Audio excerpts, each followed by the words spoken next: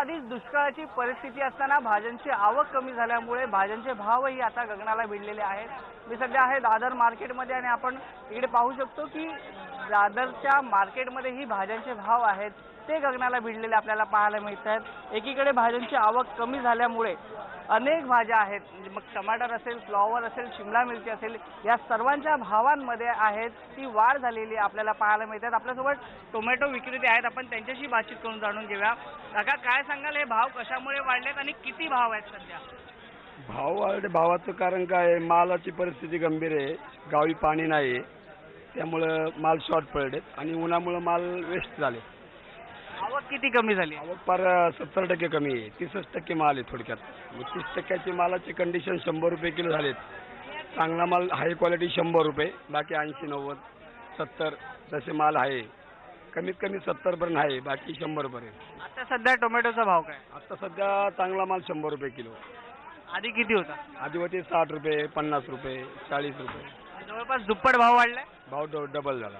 आपल्यासोबत इकडे ग्राहक देखील आहेत, आपण त्यांच्याशी बातचीत करून जाणून घेऊया की या भाववाढीकडे ते कसं बघतात। काय सांगाल का की भाव वाढलेले आहेत टोमॅटो, तुम्ही नेहमी 50 ते 60 रुपयाने घेत होता, आज 100 रुपयाने मिळतात। पण आम्हाला घ्यायला लागते, खायची सवय आहे ते पाहिजे, टमाटोशिवाय चालत नाही ना। मग काय करणार, महागाई झाली, मग प्रत्येक वस्तूवर महागाई झाली। महागाईचा फटका बसतो दैनंदिन जीवनात? हो, बसतो ना। पाहिजे ते पाहिजे, त्या उपाशी झोपू शकत नाही माणूस, ते खायला तर पाहिजेच 2 टाइम। बरोबर। आपल्यासोबत आणखीन काही गिरायक आहेत, ग्राहक आहेत, आपण त्यांच्याशी बातचीत करून घेऊया। क्या बताएंगे, दाम बढ़ गए हैं सब्जियों के? बहुत दाम बढ़ गया है, गरीब आदमी खा भी नहीं सकता। कितना बड़ा झटका है आपके लिए?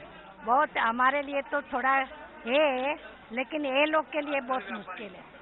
आपण पाहिलं की इकडे ग्राहक आहेत, त्यांच्यामध्ये कुठेतरी एक नाराजीचं वातावरण आपल्याला पाहायला मिळत आहे। भाज्यांचे भाव आता गगनाला टेकत आहेत आणि एकीकडे दुष्काळजन्य परिस्थिती असताना दुसरीकडे आवक कमी झाल्यामुळे ही भाववाढ झालेली कळते।